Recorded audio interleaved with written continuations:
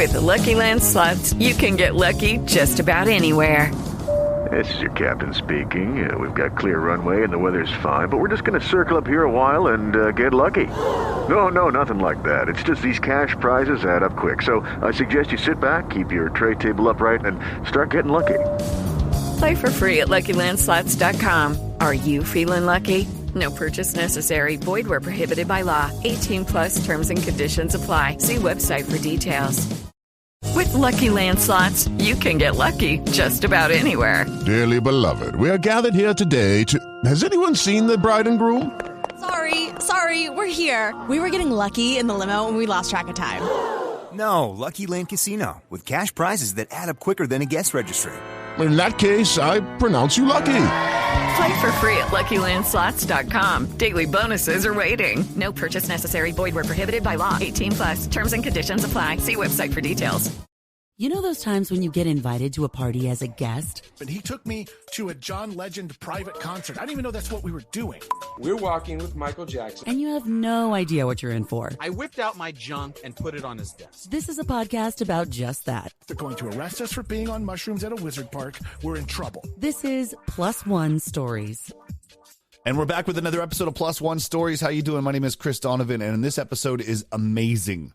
Now, I speak with my buddy PJ. He's been working in the radio industry for 100 years or so. He's met so many people in the industry, but this story is the one that I wanted to hear about. We all know back in 1984, Michael Jackson was recording a Pepsi commercial at the Shrine Auditorium in Los Angeles. Well, at that time, PJ was the producer at Kiss FM with Rick Dees. Now, I'm not going to ruin the rest of the story for you, but you know that during that commercial shoot, Michael Jackson's hair catches fire, he gets tackled, and then rushed off because that is when his addiction to medication started. But imagine being there and being side stage, just off camera, because Michael put you there as his guest. Now, that's what this story is about. So hang out with me. Listen to PJ tell the story about how he hung out with Michael Jackson and Rick Dees at this infamous Pepsi commercial here on Plus One Stories.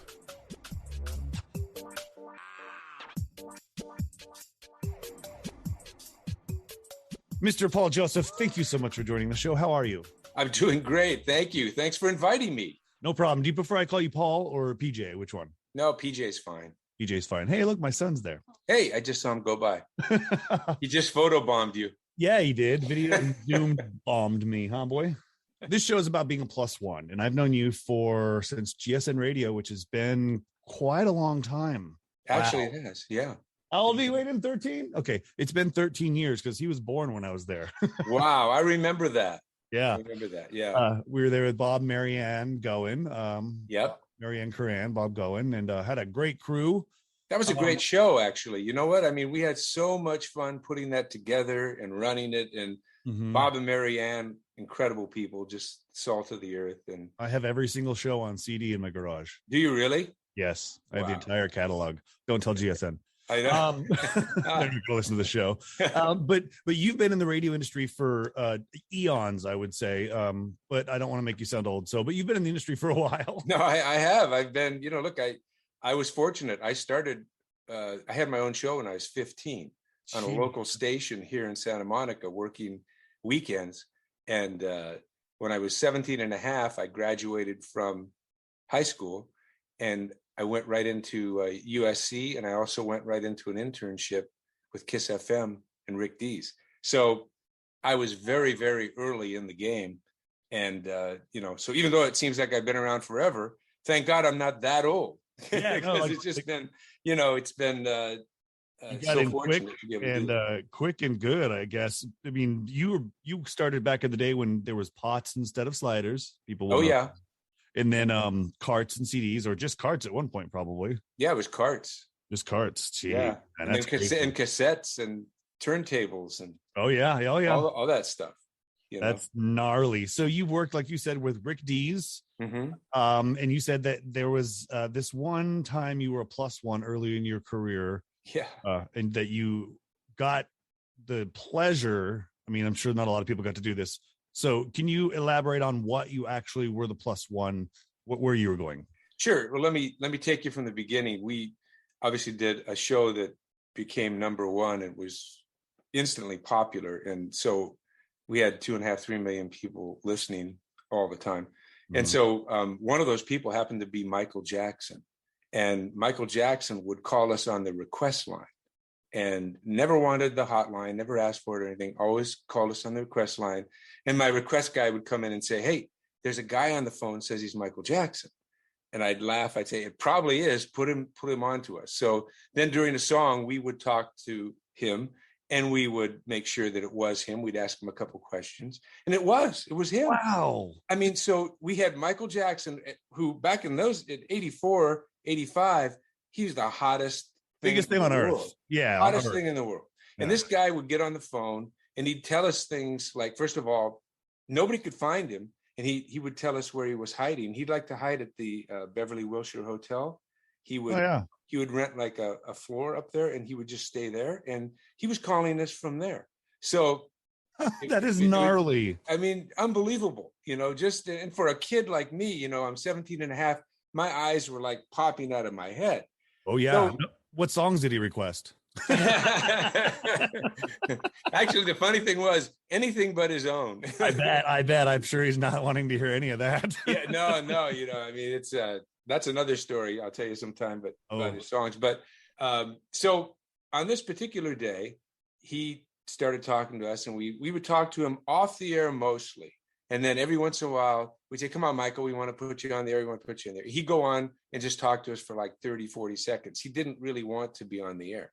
He just wanted to talk to us. He thought, he thought of us as friends, and especially Rick. So he mentioned that he was doing this Pepsi commercial. And I guess what had happened is Pepsi signed a deal back in those days, again, $5 million for him to do a Pepsi commercial and, a few appearances and stuff. And they were promoting his show. That's like $1 billion today. Yeah. Right. Right. No, seriously. Yeah, so that was part of it. And then the other part was it was with the Jacksons, which Michael wanted to do because it was his brothers and he wanted to get them in there. So he said, why don't you guys come down and, hang out with me when we shoot this commercial for Pepsi at the Shrine, right there in Los Angeles. Shrine holds about 4,000 people. The idea was they were going to do all this pre-taping and then do a quick little concert, look like a concert, a couple songs type thing. Like press and VIPs and things. Exactly. So, of course, Rick and I go, absolutely, we are there, so we leave. History. That's history before you even get there. No, it totally is. It totally is, And so we get there, park our car, we go in, there's a guy waiting for us. He knows we're coming. Takes us directly right into Michael's dressing room. Now, again, remember, I'm 17 and a half. I'm a kid. I've seen nothing. Right into the dressing room. Right into his dressing room. Now we're sitting with Michael and he's got, the typical mirror with the lights and he's sitting there and some girl's fussing with his hair. And then, he says, would you mind leaving to the girl? Yeah. And so she leaves and then it's just the three of us and we're just talking and he just wants to talk. The guy obviously loved music, but he was a radio fanatic. He loved radio. So he wanted to talk about radio, the different stations and all this and how it works. And, he really, really wanted to understand that side of the market. And it was so much fun. And we sat there. And apparently he had already been out half day shooting all the takes and doing everything. So what we were about to see was when he actually came down and did the actual performance. Like the final one. The final one. They had done all the pickup shots and everything. So he was even talking about, he said, so when we get done, maybe, you guys want, we can go back and we can have dinner. And, he was all in. No, he was Jackson invited you to dinner. Oh yeah. Yeah. He was like all into it. And of course we were. So 17, Michael Jackson invites you to dinner. You're going to eat anything you want. Anything. And probably get a grandfather clock or something to take home. Who knows? So we're sitting there and some guy comes in obviously and says, Michael, it's time.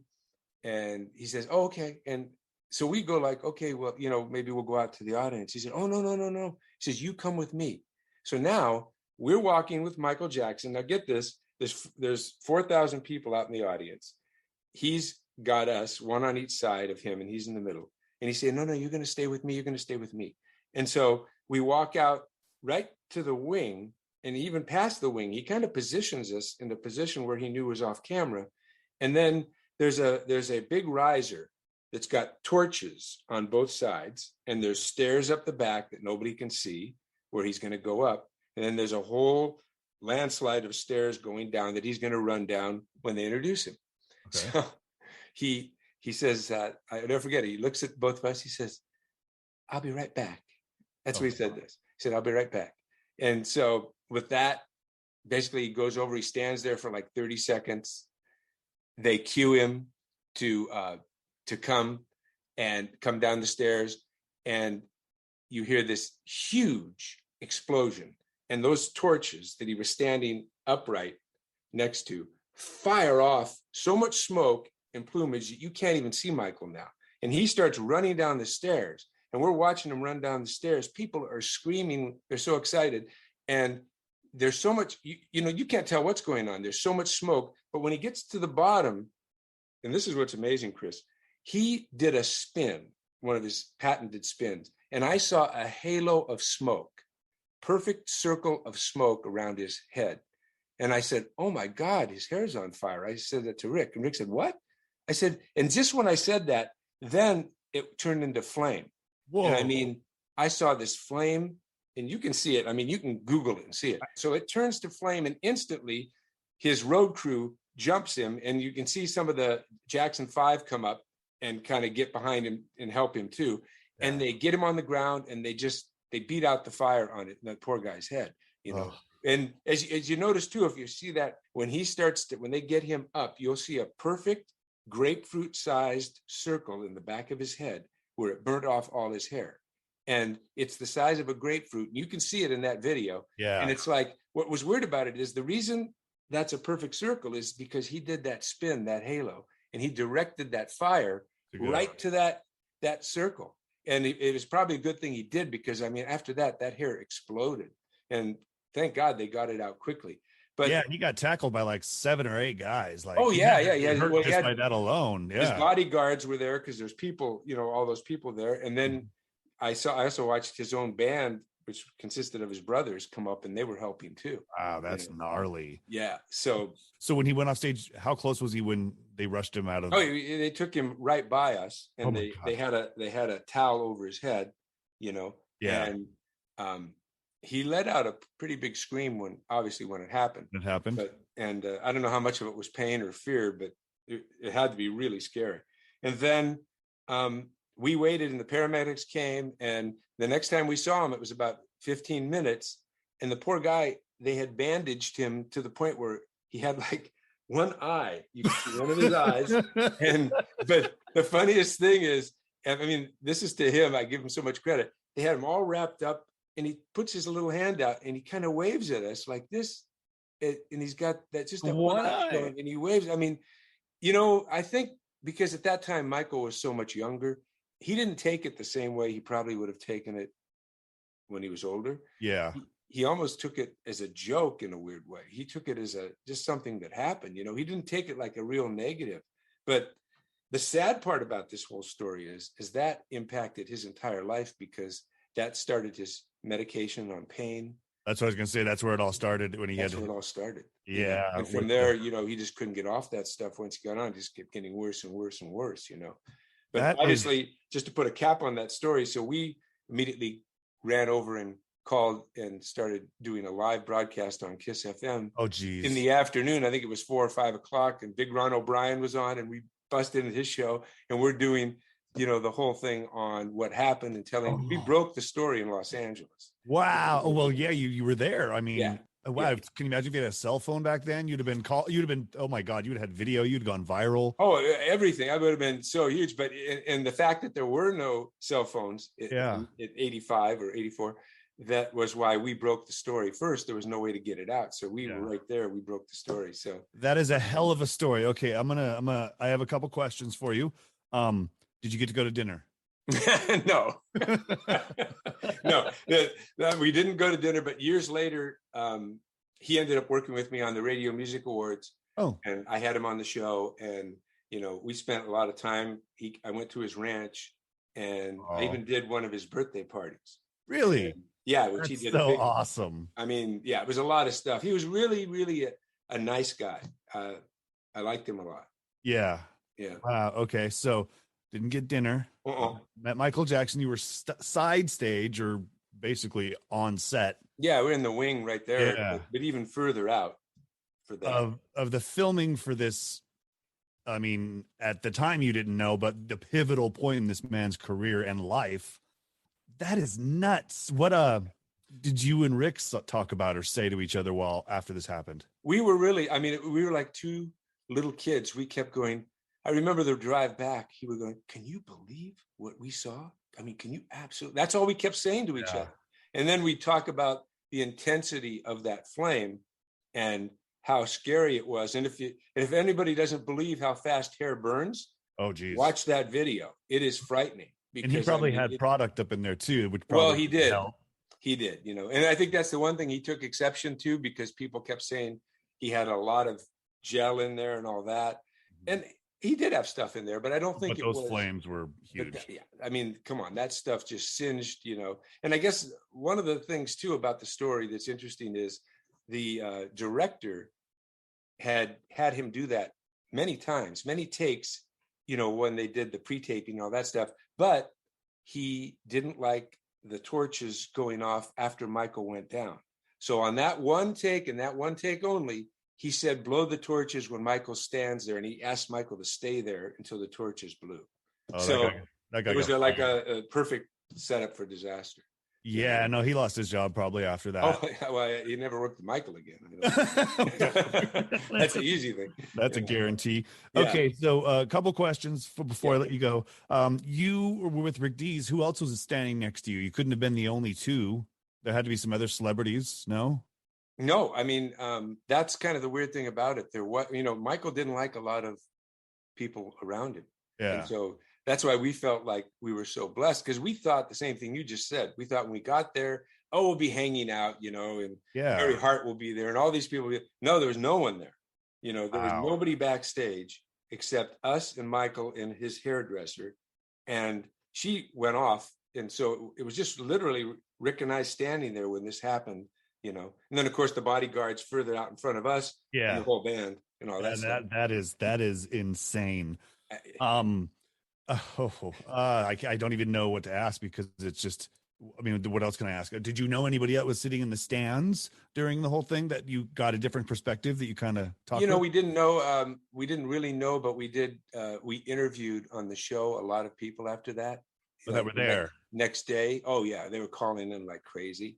And they had heard us report on it, and they were calling and saying, "I was there. It was unbelievable," and they were recanting the same thing from a different angle that I was telling you, as far as those torches blowing, his hair coming down, that spin, that perfect spin. I've heard stories of the explosion being so loud, everybody thought the whole stage or something was wrong. Yeah. In the audience. Yeah, it was pretty shocking explosion. Like I think they didn't realize how loud it was going to be. I believe they actually said there was a 3.5 earthquake that day in right off. I was gonna say it caused an earthquake, that big of an explosion. But no, it was, and the fact that director asked him to stand there for that particular one and not run down the stairs as it exploded off caused that whole thing, because the sparks went right into his hair. Right into his hair, yeah. I mean, and there was I saw the explosion. They were twice the size of Michael in the sky. The fire. Oh yeah, huge, yeah. If you just huge. Yeah, they were huge, And I know the fire marshal. I saw the fire marshal there, but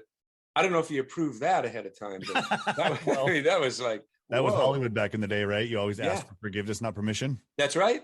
It's easier to get.